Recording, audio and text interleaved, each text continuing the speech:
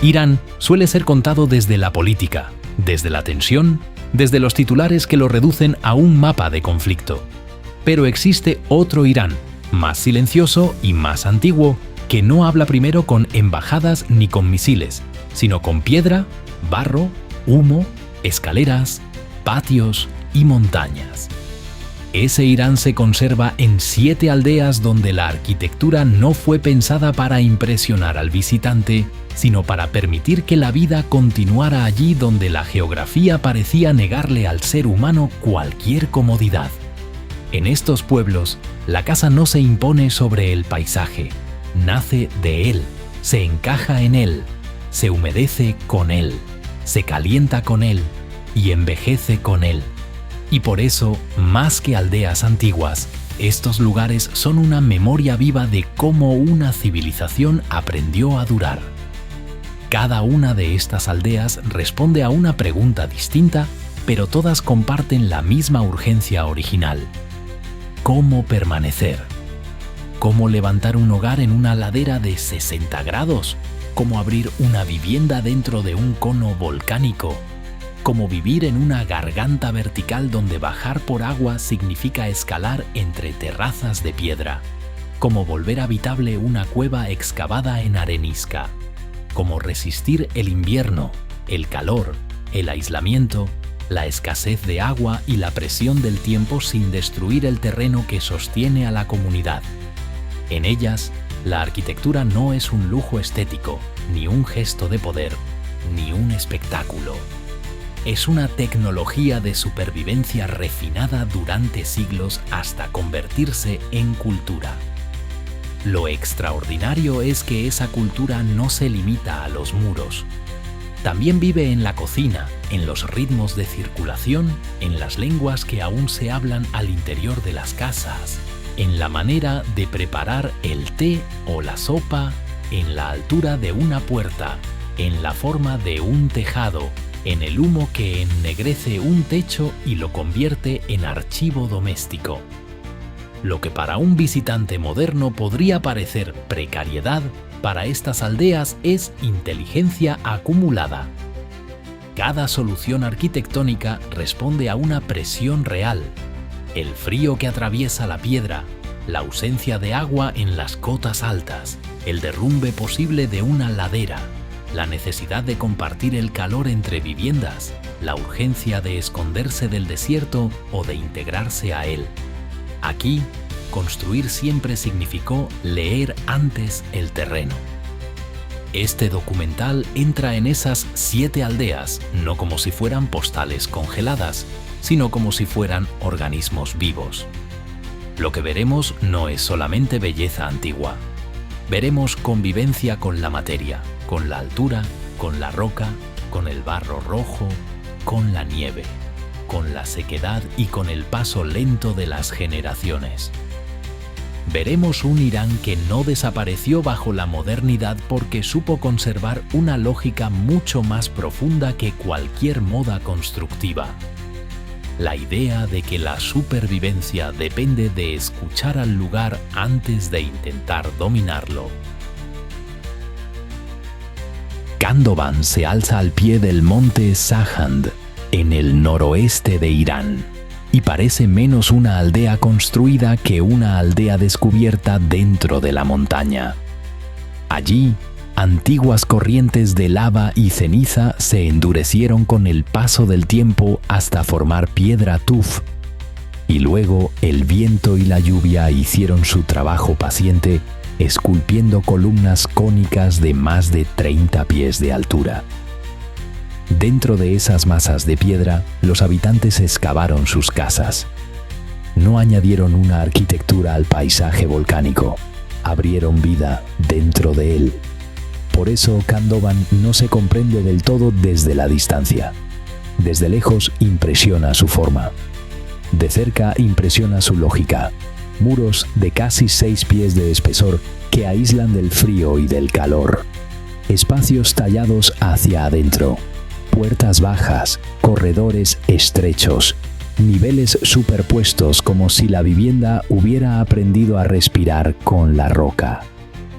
La vida dentro de una casa de Candovan no se organiza alrededor de la amplitud, sino de la temperatura, de la cercanía y de la memoria. Los techos ennegrecidos por décadas de fuego doméstico no deben leerse como abandono. Son una especie de archivo familiar, una capa viva donde quedó suspendido el rastro de cada comida preparada, de cada invierno vencido, de cada conversación mantenida al borde del brasero. El té se prepara sobre carbón encendido en recipientes de cobre y se bebe en vasos pequeños, no por costumbre caprichosa, sino porque el cuerpo necesita calor, y la piedra, en invierno, conserva una frialdad profunda. En Candovan, incluso la intimidad tiene textura mineral. Todo lo humano parece filtrado por el interior de una montaña que no termina de ceder su dureza. Sin embargo, la misma solución que durante siglos protegió la vida, hoy crea un nuevo conflicto. Las familias jóvenes conviven con una paradoja. Las viviendas excavadas ofrecen una capacidad de aislamiento térmico extraordinaria, pero las capas altas de la aldea sufren la falta de redes modernas de agua. Allí aparece la tensión entre herencia y presente. No es una tensión banal. Pregunta si una arquitectura que fue perfecta para un largo ciclo histórico puede seguir sosteniendo la vida contemporánea sin ser violentada por la infraestructura moderna. Y esa pregunta, en realidad, atraviesa a todas las aldeas de este recorrido. ¿Cómo conservar la inteligencia del pasado sin convertirla en museo ni en sacrificio? Candovan deja una lección central para todo el documental. La vivienda no siempre nace del acto de levantar muros. A veces nace del acto opuesto: vaciar, entrar, excavar, hundir la vida dentro de un material ya presente. En esa decisión hay una filosofía entera. No conquistar el volcán, sino habitar su herencia. No borrar la geología, sino convertirla en refugio. Lo que parece extraño para la mirada exterior fue, para quienes vivieron allí, la forma más sensata de seguir existiendo. Masulej, en las montañas Alborz, obliga a desaprender casi todo lo que asociamos con la aldea tradicional. Allí, a unos 3.700 pies de altura, el terreno cae con una inclinación de 60 grados. En un lugar así, la arquitectura horizontal deja de ser posible. Por eso Masulej fue inventando otra lógica. Las casas se apilan unas sobre otras, y el tejado de una familia se convierte en patio, calle y espacio de juego para la familia situada inmediatamente arriba. Esta no es una curiosidad pintoresca, es la consecuencia directa de una geografía que volvió imposible la separación rígida entre vivienda, camino y comunidad. En Masulej, la aldea se sostiene porque cada casa acepta formar parte de la estructura de otra. Esa continuidad espacial transforma la vida cotidiana en algo radicalmente visible. Las actividades domésticas no quedan escondidas tras fachadas herméticas. Se despliegan sobre cubiertas y pasajes compartidos. Una mujer tiende ropa junto a la chimenea del vecino de abajo. Un niño corre sobre un tejado que es también la calle de otro hogar. El movimiento de una persona es siempre, de algún modo, una conversación con la arquitectura colectiva. La intimidad sigue existiendo, pero no bajo la forma moderna del aislamiento. Existe como acuerdo, como cercanía administrada, como aceptación de que la supervivencia y la convivencia dependen de un espacio común intensamente compartido. En la cocina de Masulej, esa comunión también se siente. El ash, una sopa espesa de hierbas, espinaca, lentejas y fideos artesanales, se cuece lentamente sobre fuego de leña y llena el aire de vapor y calor. No es solo un alimento, es una forma de cohesión térmica y social. Mientras el plato se cocina, el humo, la piedra y el aroma se mezclan y penetran en la vivienda. Incluso el idioma participa de esta continuidad. En muchas casas sigue oyéndose el talaki, una lengua más antigua que el farsi, transmitida de generación en generación en cocinas estrechas, corredores húmedos y salas donde la oralidad vale tanto como la madera o la piedra. La aldea no solo conserva un modo de construir, conserva un modo de hablar que se niega a desaparecer. Masule enseña que la arquitectura puede transformar una dificultad topográfica en un pacto social. Donde el terreno parecía impedir la vida regular, surgió una comunidad que convirtió la verticalidad en costumbre. El tejado dejó de ser límite y pasó a ser tránsito. La vivienda dejó de ser unidad aislada y pasó a ser fragmento de un organismo mayor. Por eso, Masule no es solo bella. Es una demostración de que la comunidad puede volverse estructura cuando el paisaje obliga a pensar de otra manera. Palangan, en Kurdistán, se abre como una aldea suspendida entre dos paredes de piedra caliza, separadas por un río que corre unos 200 pies más abajo. Aquí la vida no sigue el ritmo horizontal de una calle principal ni el recorrido tranquilo de una plaza. Aquí la vida desciende y asciende. Cada gesto cotidiano exige una traducción vertical. Buscar agua, visitar a un vecino, moverse de una casa a otra, cargar alimento, bajar hacia el río o volver a subir. En Palangan, el cuerpo aprende desde la infancia que habitar significa trepar.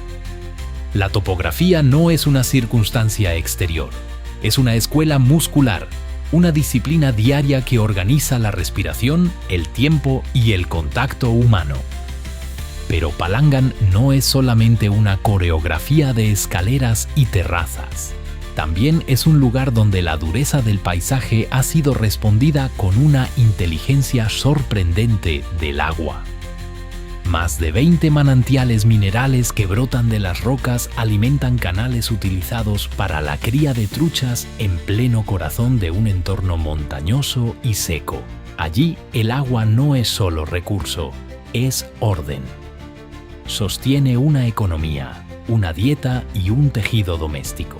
Las truchas se capturan, se presionan sobre marcos de bambú y se asan sobre fuego de madera de nogal, llevando al plato el sabor específico del lugar: piedra, corriente, humo, altura. En Palangan, la comida no se entiende separada del paisaje, es una extensión directa de él. La identidad sonora de la aldea añade otra dimensión decisiva. Entre las montañas, la tradición poética Uray aprovecha la reverberación de las gargantas para multiplicar la voz. La canción no termina en la boca de quien la emite. Vuelve desde la roca. Se desdobla en eco. Se convierte en una experiencia acústica donde la geografía participa del canto. Pocas imágenes describen mejor el vínculo entre cultura y terreno. La aldea no solo se construye con piedra, sino también con sonido reflejado por la piedra. El paisaje, aquí, no es un fondo mudo. Responde, devuelve, acompaña. Palangan deja ver algo que atraviesa toda la arquitectura antigua iraní. La vida no se organiza contra el relieve, sino a través de él. Donde otros verían incomodidad permanente, esta comunidad encontró una forma de continuidad. La verticalidad no destruyó la sociabilidad, la redefinió. El río profundo no aisló por completo, obligó a desarrollar otros gestos de cercanía. Y la dureza del monte no canceló el arte, le dio una acústica singular. Por eso Palangan se siente menos como un pueblo construido sobre una garganta que como una garganta convertida lentamente en civilización. Uramanat, en las montañas Zagros, aparece desde la distancia como si alguien hubiera tallado un trono en la ladera y luego lo hubiera llenado de casas. A casi 4.900 pies de altura, las viviendas se repliegan unas detrás de otras siguiendo el desnivel del terreno. Nada allí parece arbitrario. Cada línea responde a la montaña. Cada terraza acepta la gravedad. Cada muro reconoce que su primera tarea no es impresionar, sino permanecer. Y para permanecer, la aldea desarrolló una técnica de construcción seca, sin mortero, donde la piedra caliza se apila y se asegura con vigas de nogal. Es un sistema flexible, capaz de acompañar las vibraciones de la tierra en lugar de oponerse ciegamente a ellas. Uramanat no sueña con inmovilidad absoluta, sueña con resistencia inteligente. Ese conocimiento material se vuelve especialmente visible durante la festividad de Pir Shaliar, cuando la arquitectura deja de sentirse solo como refugio y se convierte en escenario total de la vida comunitaria. Enormes ollas de barro se colocan sobre fuegos compartidos para cocer carne de cordero y nueces silvestres. El pueblo entero parece reunirse alrededor de una misma respiración térmica. El límite entre lo ritual y lo cotidiano se disuelve. No hay un adentro aislado y un afuera indiferente. Hay una continuidad entre el alimento, el sonido, el humo y la pendiente. La fiesta en Uramanat no es un adorno cultural añadido a la aldea. Es una intensificación de la misma lógica que la sostiene todo el año.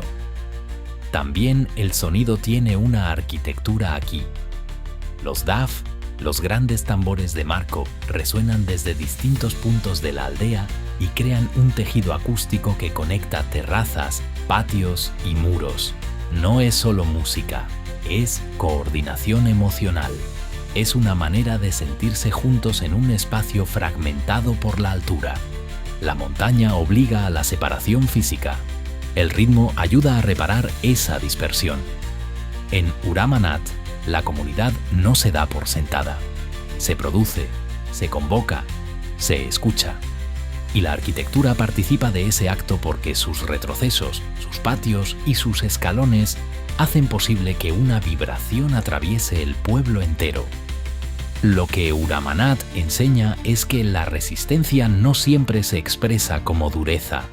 A veces se expresa como elasticidad. La aldea dura porque puede ceder un poco. Sus muros no pretenden derrotar a la tierra, sino acompañar sus movimientos. Su vida colectiva no pretende negar la dificultad del terreno, sino convertirla en un orden compartido. En esa inteligencia flexible hay una lección profundamente contemporánea. Sobrevivir no es volverse rígido, sino saber moverse sin deshacerse. Abyané resplandece en rojo. Ese color no es pintura ni decoración. Nace de la alta concentración de óxido de hierro presente en la tierra y la piedra local. La aldea parece hecha de una arcilla encendida por dentro, como si el paisaje hubiera decidido exhibir sin pudor el material del que está compuesto. Y, sin embargo, el rojo de Abyané no es solo una identidad visual poderosa. También es una ventaja constructiva. El barro rico en hierro tiene una propiedad casi paradójica. Con la lluvia, en lugar de debilitarse, se endurece aún más. De ese modo, el clima no destruye las casas, sino que contribuye a consolidarlas. La materia del lugar colabora con la duración. La arquitectura de Abyané también habla en pequeños códigos. Muchas puertas de madera conservan dos llamadores distintos, cada uno con un sonido propio. Uno anunciaba la visita de un hombre, el otro la de una mujer. Antes de abrir, la casa ya sabía quién esperaba del otro lado. Ese detalle revela una cultura donde el espacio doméstico no se pensó solamente como resguardo, sino como lenguaje. La casa escucha antes de responder. La puerta filtra, identifica, prepara. En un mundo que suele medir la sofisticación con complejidad tecnológica, Avyaneg recuerda que la inteligencia puede estar contenida en un golpe de metal sobre madera. Pero quizás la imagen más profunda de la aldea aparezca en las mujeres que todavía llevan pañuelos blancos decorados con rosas rojas y faldas en capas, resistiendo la homogeneización de la vestimenta moderna. El color de la ropa conversa con el color del barro. La identidad visual no es un gesto aislado. Es una continuidad entre cuerpo, tejido y arquitectura. En verano, además, los tejados se transforman en una segunda cocina. Sobre ellos se secan albaricoques, uvas, higos y granadas, de modo que desde arriba la aldea parece expandir su paleta roja en una constelación de frutos. La azotea deja de ser simple cubierta y se vuelve superficie productiva, escena doméstica y espacio comunitario. Avyane enseña la paciencia como una forma de diseño. El té se bebe con nabat, un azúcar cristalizada que se sostiene entre los dientes en lugar de disolverse de inmediato en la taza. El sabor llega lentamente. La dulzura exige espera. Esa misma filosofía parece gobernar el pueblo entero. Todo madura despacio. El barro bajo la lluvia, la fruta sobre el tejado, la continuidad de una vestimenta, el sonido de una puerta, la permanencia de una forma de vida. Avyane no grita su resistencia. La deja endurecerse con el tiempo. Maimand parece pertenecer a una escala del tiempo distinta. En la provincia de Kerman, unas 400 cámaras excavadas horizontalmente en la roca arenisca forman una de las experiencias de vivienda continua más largas del mundo. Se habla de unos 12.000 años de ocupación. Esa sola cifra desplaza la imaginación. Allí donde la arquitectura moderna piensa en décadas, Maimand piensa en milenios. Las viviendas, llamadas quiche, se internan más de 30 pies dentro de la piedra y se dividen en espacios de descanso, almacenamiento y cocina sin necesidad de añadir materiales externos. La casa, literalmente, se extrae de la montaña. El interior mantiene una temperatura notablemente estable. Esa estabilidad es una forma de riqueza en un entorno duro. Permite almacenar alimentos, soportar variaciones extremas y organizar la vida con una relación diferente respecto del exterior. En Maimand, la habitación no depende de aparatos. Depende de la masa térmica de la roca. La arquitectura no consume energía para imponerse al clima. Utiliza la lógica del material para acompasarse con él. Esa es, quizás, una de las definiciones más puras de inteligencia constructiva en todo este recorrido. La cocina de Maimand prolonga esa misma lección. El ap banet, una sopa hecha con pistachos silvestres machacados, se cuece lentamente hasta que el amargor desaparece y la mezcla se vuelve profunda, casi untuosa. El nantir se hornea en grandes cantidades y luego se guarda en compartimentos frescos dentro de la piedra, ganando sabor con el tiempo. Nada aquí está pensado para el consumo instantáneo.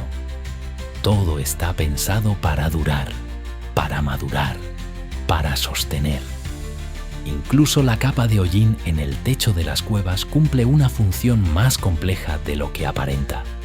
Actúa como un compuesto biológico que ayuda a reforzar la roca y regular la humedad. Maimand es fundamental para entender que una aldea antigua no es necesariamente un residuo del pasado. Puede ser, también, una formulación refinada de principios que hoy llamaríamos sostenibles.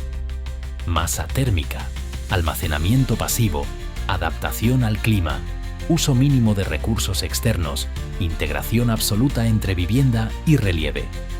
Lo que allí parece arcaico desde una mirada superficial es, en realidad, una forma muy sofisticada de permanencia. En Maimand, el futuro sostenible y la antigüedad profunda se tocan. Makunik, cerca de la frontera afgana, fue concebida casi para desaparecer. En lugar de elevarse sobre el terreno, la aldea se hunde en él. Muchas de sus estructuras se excavan aproximadamente 3 pies por debajo del nivel del suelo, y las puertas, de apenas 20 a 30 pulgadas de altura, obligan a entrar inclinando el cuerpo. Esa escala mínima no responde a extravagancia alguna. Es una respuesta precisa a un entorno desértico donde perder calor puede ser fatal y donde la visibilidad frente a intrusos también era una amenaza. Makunik fue construida para retener temperatura, reducir exposición y confundirse con la tierra. La alimentación refleja la misma ética de autosuficiencia. El jujube, la azufaifa silvestre, se convierte en base calórica cuando se seca y se muele para producir harina. La sopa amarilla kashk-e-sard, elaborada con granos fermentados, aporta microorganismos y profundidad nutritiva en un ambiente donde las verduras frescas son escasas. Aquí la cocina no es simplemente tradición culinaria, es estrategia de permanencia. Cada preparación revela una respuesta a la lejanía, a la sequedad, a la escasez de diversidad agrícola y a la necesidad de no depender del exterior. Y esa independencia no es solo práctica, también es moral. En Makunik, adquirir alimentos desde fuera fue visto durante mucho tiempo como una forma de compromiso ético, casi como una grieta en la lógica de autosuficiencia que la comunidad se había impuesto. La arquitectura y la nutrición comparten la misma aspiración: reducir la dependencia del mundo exterior al mínimo indispensable. Casa y dieta se refuerzan mutuamente. Una protege el cuerpo de la intemperie, la otra protege a la comunidad de la fragilidad del intercambio. Makunik representa el extremo de una idea que recorre todas las aldeas. La supervivencia no siempre se logra acumulando más, sino necesitando menos. Reducir tamaño, hundirse en el suelo, conservar calor, fermentar, moler, almacenar, cerrar el circuito de la vida cotidiana. Donde otros pueblos expresan convivencia con la montaña o la roca, Makunik expresa una pedagogía del límite. Su arquitectura no aspira a dominar el desierto, aspira a no ser expulsada por él. Si estas 7 aldeas parecen tan distintas, es porque cada una responde a una geografía diferente. Pero al observarlas juntas emerge una misma gramática. La primera regla es la simbiosis con el relieve. En ninguna de ellas la arquitectura intenta corregir brutalmente el paisaje. No se allanan laderas para imponer comodidad artificial. No se redibuja el cauce del desfiladero. No se obliga a la montaña a parecer llana. Las viviendas nacen de la lava endurecida, de la pendiente extrema, de la repisa rocosa, de la cueva arenisca o del suelo semienterrado. Esta no es una estética romántica de integración, es una ética de no destruir el soporte mismo de la vida. La segunda regla es la inteligencia del material. Tuf volcánico para aislar, barro ferruginoso que se endurece con la lluvia, piedra caliza colocada en seco para admitir la vibración sísmica, hollín que termina estabilizando la humedad, madera de nogal que amarra sin rigidizar, granos fermentados que sustituyen lo que la huerta no puede ofrecer. Cada material es elegido por lo que hace en el tiempo, no solo por lo que parece a primera vista. Y eso vuelve a estas aldeas extraordinariamente modernas en el sentido más profundo. Entienden la sostenibilidad no como discurso, sino como consecuencia directa de conocer bien la materia. La tercera regla es la interdependencia. En muchos de estos pueblos, la frontera entre espacio privado y espacio común se diluye. El tejado de unos es el camino de otros. El humo de una cocina calienta un muro vecino. El sonido de un tambor o de un canto rebota y convoca a toda la comunidad. El agua no puede administrarse como si perteneciera a un solo hogar. La fiesta y el alimento se organizan colectivamente. La aldea no está compuesta por casas aisladas, está compuesta por reciprocidades. Y esa red de dependencia no debilita a la comunidad, la vuelve más resistente. La cuarta regla es la duración. Nada aquí se elige por brillo inmediato. Todo se elige por capacidad de resistir la presión del tiempo. Lluvia, nieve, calor, viento, aislamiento, escasez, temblores, fatiga del material, desgaste de generaciones. Estas aldeas no fueron diseñadas para deslumbrar durante un instante, sino para sostener la vida durante siglos. Ahí reside su verdadera grandeza, no en el exotismo de sus formas, sino en la humildad radical de su eficacia. Pero este mundo no permanece intacto. Cada una de estas aldeas está atravesada por tensiones contemporáneas que no pueden ignorarse. Las familias jóvenes de Khandovan confrontan el problema de redes de agua insuficientes en las alturas. En otras aldeas, los materiales industriales y las expectativas de comodidad moderna presionan sobre técnicas que fueron pensadas para otra relación con el tiempo. El turismo introduce visibilidad, y con ella también la tentación de convertir la supervivencia en escenografía. Las lenguas antiguas, como el talaki, corren el riesgo de volverse eco más que conversación viva. La continuidad ya no depende solamente del clima y del relieve, depende también de cómo estas comunidades negocien con la modernidad sin perder la lógica que las hizo posibles. Y sin embargo, precisamente por eso estas aldeas importan hoy más que nunca. En una época marcada por crisis climática, escasez de agua, sobrecarga energética y fragilidad de las ciudades hiperconectadas, estas formas de vida ya no pueden leerse como restos pintorescos.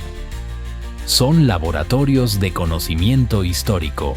Nos enseñan qué significa construir con masa térmica en vez de contra ella, qué significa compartir infraestructura mínima sin disolver la dignidad privada, qué significa almacenar, fermentar, secar, excavar, apilar, orientar, escuchar al viento, usar menos y durar más. Lo que el presente llama innovación, muchas veces aquí ya existía bajo otra forma. Las aldeas antiguas de Irán recuerdan, además, que la resiliencia no es una palabra abstracta. Tiene peso, textura y rutina. Está en una escalera empinada que se sube todos los días. En una sopa que exige horas de fuego lento. En un llamador de puerta que informa antes de abrir. En una máscara, en una lengua, en una vasija, en un techo ennegrecido. La supervivencia verdadera no suele presentarse como un gesto heroico aislado, se vuelve hábito.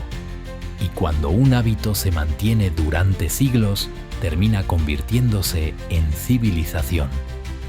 Por eso este documental no mira a estas aldeas como reliquias de un pasado inmóvil. Las mira como respuestas vivas a preguntas que el mundo vuelve a hacerse ahora. ¿Cómo habitar sin devastar?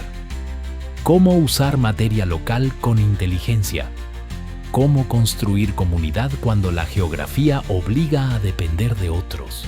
¿Cómo durar sin convertir el entorno en enemigo? En ese sentido, estas aldeas no están fuera del tiempo. Están adelantadas a una parte de las angustias del presente. Al final, las 7 aldeas antiguas de Irán cuentan una historia más grande que la suma de sus formas. No hablan solo de pueblos aislados entre montañas, gargantas y desiertos. Hablan de una civilización que supo convertir la dificultad en estructura, el relieve en aliado, la escasez en disciplina y la comunidad en condición de permanencia. Allí donde el paisaje parecía poner un límite, la arquitectura respondió con una negociación precisa. Nunca con arrogancia, nunca con exceso, siempre con escucha. Tal vez esa sea la razón por la que estos lugares conmueven tanto cuando se los mira despacio, porque revelan una belleza que no nace del lujo, sino de la concordancia entre necesidad y forma. Una casa excavada en tuf volcánico, una calle convertida en tejado, una aldea vertical sobre el río, un muro de piedra seca que aprende a moverse con la tierra, un barro rojo que se fortalece con la lluvia, una cueva habitada durante milenios, una puerta diminuta hundida en el desierto. Todo parece decir lo mismo. Habitar no consiste en imponer una imagen al mundo, sino en descubrir qué tipo de vida puede durar en ese lugar. Hoy, cuando tantos paisajes son violentados en nombre de la velocidad, el consumo o la expansión, estas aldeas proponen otra idea de progreso. No la del crecimiento sin medida, sino la de la permanencia compatible con el entorno. No la de la independencia absoluta, sino la de la interdependencia consciente. No la de la comodidad inmediata, sino la de la continuidad a largo plazo. Son pueblos antiguos, sí, pero también son un archivo de inteligencia para tiempos inciertos. Quizá por eso siguen siendo tan importantes. Porque bajo sus piedras, sus tejados, sus puertas bajas y sus cocinas lentas, todavía late una pregunta que el mundo moderno no ha respondido del todo. ¿Cómo vivir mucho tiempo sin romper el lugar que nos permite vivir? En esa pregunta, Irán no aparece como un país reducido a titulares políticos, sino como una memoria más amplia. Una memoria donde la arquitectura no fue una demostración de poder, sino una forma paciente de cuidar la existencia. Hay otro hilo que une a estas aldeas y que rara vez aparece en las fotografías: la manera en que el alimento y el calor construyen comunidad. En casi todos estos lugares, la cocina no es una habitación secundaria, sino el verdadero corazón térmico y emocional de la vivienda. En Khandovan, el té sobre carbón rojo combate la frialdad del tuf en invierno. En Masule, el ash cocido lentamente impregna los muros con vapor y hierbas. En Palangán, la trucha asada sobre nogal convierte el agua mineral de la montaña en sabor compartido. En Uramanat, las grandes ollas de cordero y nuez de Pir Shalyar borran la frontera entre ceremonia y comida. En Maimand, el Ab Banet y el Nantir muestran que el almacenamiento y la paciencia pueden convertirse en nutrición estable. En Makunik, la harina de jujube y la sopa Kashk-e-Zard revelan una ética alimentaria nacida de la escasez.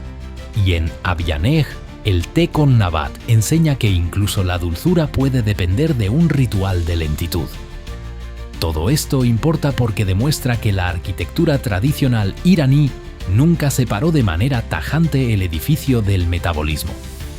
Casa, fuego, alimento, humo, almacenamiento y clima forman un mismo sistema. Un techo ennegrecido no es simplemente un defecto visual. Puede ser una superficie que guarda memoria y ayuda a estabilizar un ambiente interior. Un muro grueso no es solo masa, es una reserva de calor y de tiempo. Un tejado no es solo protección frente a la lluvia, puede convertirse en secadero, plaza doméstica o soporte de otra vivienda. La cocina, en este universo, no adorna la arquitectura, la completa. También las lenguas y los sonidos participan de esa continuidad.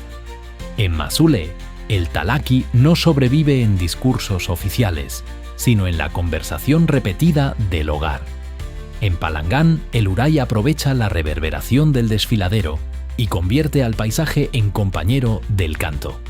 En Uramanat, el daf unifica por medio del ritmo lo que la montaña separa físicamente. Es decir, la cultura no flota por encima de la arquitectura. circula dentro de sus condiciones. Hablar, cocinar, golpear un tambor, hervir una sopa, servir té, secar fruta o compartir un fuego no son actividades anexas. Son la manera en que el espacio se vuelve verdaderamente habitable. Por eso, cuando miramos estas aldeas solo desde su singularidad visual, perdemos algo decisivo. Las piedras conmueven, sí, pero las piedras sin costumbre serían ruina. Lo que ha permitido que estos lugares sigan vivos no es únicamente la calidad técnica de sus materiales, sino el conjunto de prácticas que les dan ritmo. Recetas, cantos, idiomas, festividades, reglas de convivencia, memorias del clima, formas de recibir a un visitante, maneras de guardar el agua y de repartir el trabajo. La supervivencia no se construye solo con paredes, se construye con hábitos compartidos que enseñan a los cuerpos a durar junto a esas paredes. Si se contemplan juntas, estas aldeas antiguas de Irán ofrecen una respuesta silenciosa a una ansiedad profundamente contemporánea.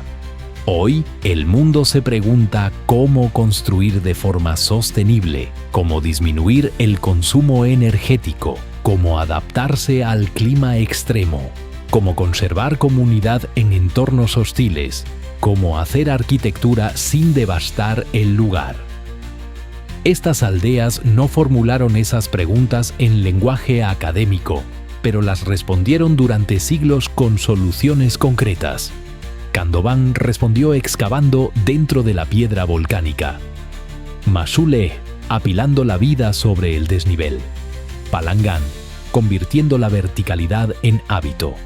Uramanat, edificando con flexibilidad sísmica. Abyané, confiando en una arcilla que se fortalece con la lluvia. Maimand, estabilizando el clima doméstico dentro de la roca.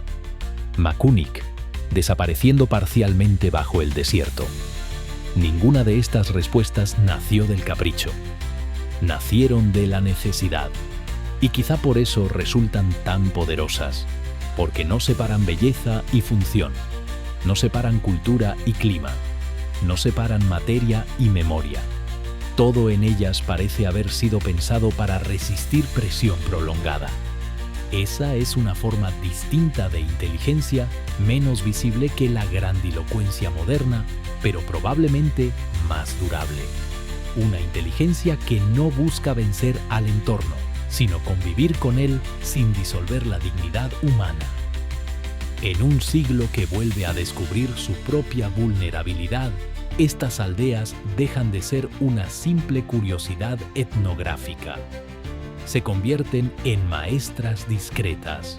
Nos recuerdan que el verdadero refinamiento no siempre se mide por la novedad, sino por la capacidad de una forma de vida para permanecer sin arrasar lo que la sostiene. Nos recuerdan que la comunidad puede ser una infraestructura tan decisiva como la piedra o el agua. Y nos recuerdan, sobre todo, que la arquitectura más sabia no siempre es la que más brilla, sino la que acepta escuchar el terreno, el clima y el tiempo antes de hablar. Ese es, en el fondo, el legado más conmovedor de estas 7 aldeas. En ellas, Irán aparece como algo más profundo que un país asociado a grandes episodios políticos. Aparece como una civilización que supo traducir la dificultad en forma, la necesidad en belleza sobria y la duración en cultura material. Y cuando esa verdad se vuelve visible, la montaña, la roca y el desierto dejan de parecer enemigos absolutos.